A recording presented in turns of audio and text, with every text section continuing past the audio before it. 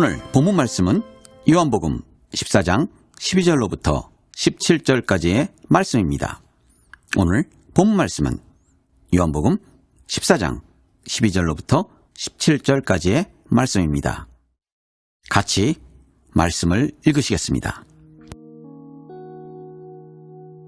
내가 진실로 진실로 너희에게 이르노니 나를 믿는 자는 내가 하는 일을 그도 할 것이요 또한 그보다 큰 일도 하리니 이는 내가 아버지께로 감이라. 너희가 내 이름으로 무엇을 구하든지 내가 행하리니 이는 아버지로 하여금 아들로 말미암아 영광을 받으시게 하려 함이라. 내 이름으로 무엇이든지 내게 구하면 내가 행하리라. 너희가 나를 사랑하면 나의 계명을 지키리라. 내가 아버지께 구하겠으니 그가 또 다른 보혜사를 너희에게 주사 영원토록 너희와 함께 있게 하리니 그는 진리의 영이라. 세상은 능히 그를 받지 못하나니 이는 그를 보지도 못하고 알지도 못함이라. 그러나 너희는 그를 아나니 그는 너희와 함께 거하심이요 또 너희 속에 계시겠습니다. 12절입니다. 예수님께서 강조하실 때 쓰시는 아멘, 아멘 레고로 시작하십니다. 내가 진정으로 너희에게 말한다. 나를 믿는 사람은 내가 하고 있는 일들을 그 역시 하게 된다. 여기서 주목해야 하는 것은 예수님께서 하고 계시는 일들이 현재 진행형이라는 것입니다. 이미 하신 일들이 아닌 계속해서 하시고 있고 하실 일들입니다. 그러므로 예수님을 믿는 사람은 예수님께서 이미 하신 일들을 하는 것이 아니라 지금 하고 계시고 앞으로 계속 하실 일들을 할 것이라는 의미입니다. 또한 그 일들이 과연 어떤 일인지 역시 주목해야 합니다. 그런 맥락에서 다음 구절을 이해해야 합니다. 그는 이보다 더 큰 일들을 하게 될 것이다. 지금 예수님께서 하고 계시는 일들보다 더 큰 일들을 할 것이라는 말씀입니다. 이 말씀을 제대로 이해하려면 그 일들이 과연 무엇인가를 알아야 합니다. 지금 예수님께서는 공적인 사역을 마치시고 제자들과 함께 유월절 만찬을 드시고 계십니다. 그러면서 세족식을 통해 하나님의 일들을 제자들에게 위임하십니다. 또한 하나님의 영광이 무엇인지 그리고 그것이 어떻게 일하는지를 설명해 주십니다. 즉 13장과 14장의 내용이 예수님께서 지금 하시는 일들입니다.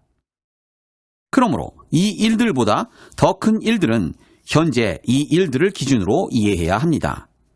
그래야 말씀을 오해하지 않습니다. 그리고 무엇보다 그 일들이 일어날 전제 조건을 말씀하십니다. 그것은 예수님께서 아버지께로 가시기 때문입니다. 그러므로 그 일들은 필수적으로 예수님께서 아버지께로 가시는 것과 연관이 되어 있고 그 일이 일어난 후에야 실행이 되는 것입니다. 정리하자면 그 일들은 예수님께서 현재 하고 계시는 일들인 동시에 예수님께서 아버지께로 가신 후에 실행이 될 일들입니다. 그리고 예수님을 믿는 사람들은 그 일들보다 더 큰 일들을 하게 된다는 것입니다. 13절입니다. 직역하겠습니다. 그리고 어떤 이가 누구든지 무엇을 내 이름으로 요청한다면 내가 그것을 행할 것이다. 그렇게 함으로 그 아들 안에서 아버지께서 영화롭게 되신다.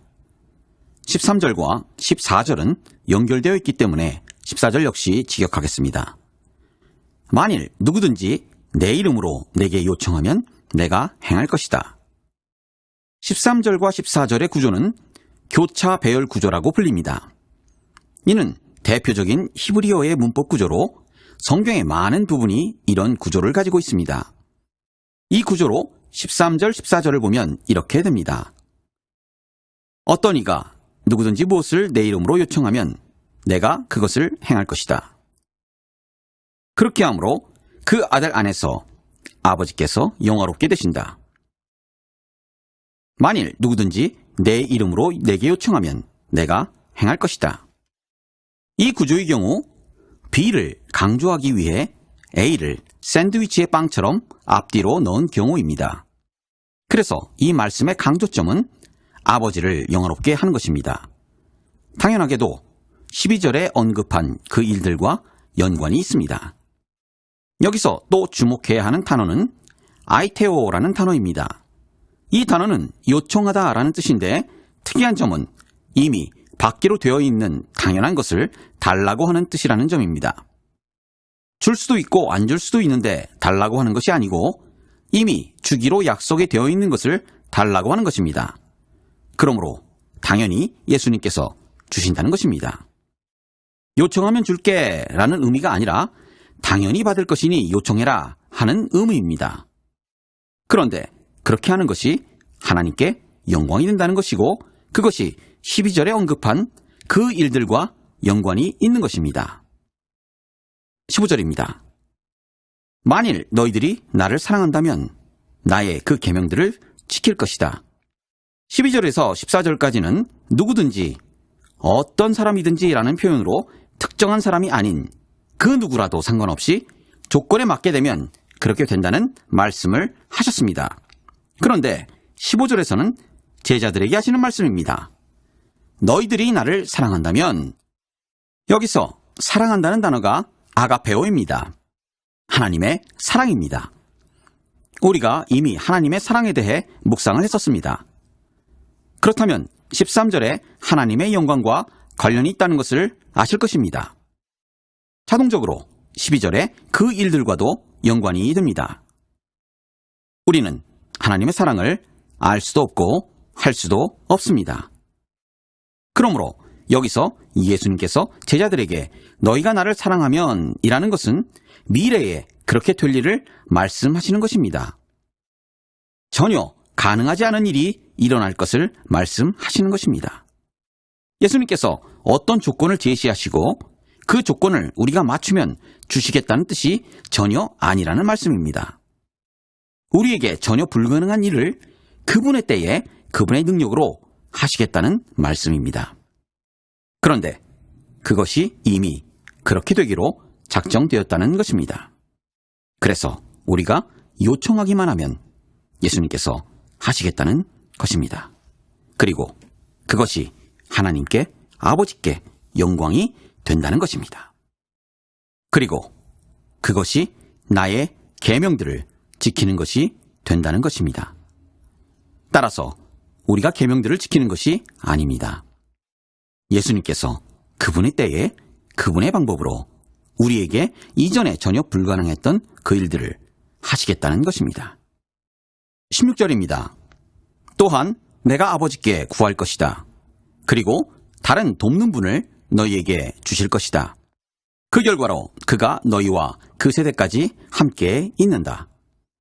16절은 15절과 접속사로 연결되어 있습니다. 15절의 내용이 하나님의 사랑이고 16절의 내용은 성령님입니다. 우리가 이미 하나님의 영광과 사랑과 성령님의 관계를 공부한 적이 있습니다. 그것을 다시 한번 반복해서 말씀하시는 것으로 보시면 되겠습니다. 여기서 주목할 단어는 에로타오입니다. 이 단어는 친밀한 관계를 전제로 한 요청입니다. 우리가 아이타오라는 단어를 13절에서 보았습니다. 아이타오가 이미 주기로 작정된 것을 요청하는 것이라면 에로타오는 아주 친밀한 관계에서 요청하는 것입니다. 한글로는 둘 다 요청하다라는 뜻이겠지만 이런 차이가 있다는 것을 아시면 좋겠습니다. 그 다음 주목할 단어는 알로스와 파라클레토스입니다. 파라클레토스는 원래 법정 용어로 변호사를 말합니다. 한글 성경은 보혜사로 번역을 했는데 이는 한문으로 은혜를 돕는 스승이라는 뜻이고 파라클레토스를 음역한 것이라고 합니다. 본문의 의도는 나를 보호하고 변호하는 분이 오실 것이라는 뜻으로 보시면 되겠습니다. 알로스는 본질적으로는 같지만 다른 형태로 표현되는 것을 말합니다. 그래서 둘이 합쳐져서 본질적으로 예수님과 같지만 형태가 다른 나를 보호하고 변호하는 분이 오실 것이다 라고 해석이 됩니다. 이는 예수님께서 아버지께 친밀한 관계를 기본으로 요청하여 오시는 것입니다. 그리고 우리는 이미 예수님을 사랑하는 상태에 있습니다. 앞서 이야기한 모든 상황의 결과로 파라클레토스는 제자들과 그 세대까지 함께 있을 것이라고 말씀하십니다. 여기서 에이스톤 아이오는 관용적으로 영원까지라고 해석이 될 수 있습니다. 하지만 저는 문맥상 세대라고 해석했는데 기회가 된다면 후에 자세히 설명드리도록 하겠습니다. 17절입니다. 그 세상은 그 진리의 영을 가질 수 없다. 왜냐하면 그를 볼 수 없고 인지할 수 없기 때문이다. 그러나 너희는 그를 안다. 왜냐하면 너희와 함께 하시기 때문이다. 그리고 그는 너희 안에 계실 것이다. 16절에 알로스 파라클레토스가 17절에서 푸네마 테스 알레데이아스, 즉 진리의 영이라고 말씀해 주십니다. 이 진리의 영은 세상과 아무 관련이 없는, 섞일 수 없고 공존할 수 없는 성질을 가진다고 말씀합니다. 오직 제자들만이 그분을 알고 그분과 함께하고 있고 앞으로도 함께할 것이라고 말씀하십니다. 정리하겠습니다. 예수님께서는 예수님을 믿는 모든 사람들이 현재 예수님께서 하시고 있고 앞으로 하실 일들을 하게 될 것이라고, 그보다 더 큰 일들을 할 것이라고 하십니다. 그 시점은 예수님께서 아버지께로 가신 이후입니다. 예수님께서는 예수님을 믿는 사람들이 이미 주기로 작정된 것들을 요청하면 주실 것이라고 말씀하시며 그것이 하나님을 영화롭게 하는 것이라 설명해 주십니다. 제자들이 예수님을 사랑하게 되는데 그 결과로 계명들을 지키게 되고, 그러면 예수님께서 아버지와의 친밀한 관계 속에서 알로스 파라클레토스를 요청하시고 그분은 제자들과 그 세대까지 함께 하실 것입니다. 그 진리의 영은 세상과 아무 관련이 없지만 제자들은 그분과 친밀한 관계를 가지게 되고 그분과 동행하게 됩니다. 말씀을 깊이 묵상하시는 축복이 여러분들과 함께 하시기를 기도합니다.